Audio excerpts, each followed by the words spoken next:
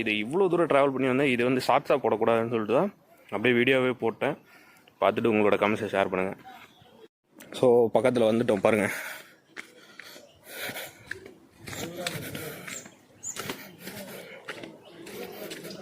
கிட்டத்தட்ட உள்ளார ஒரு 10 பேர் பக்கம் இருக்கிறாங்க.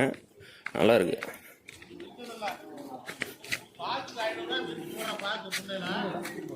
Bad words.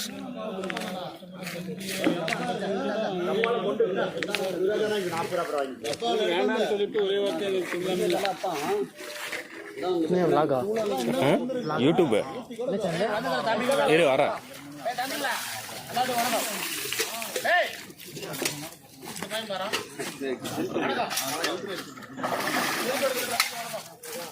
யார் அது? வணக்கம் வணக்கம்.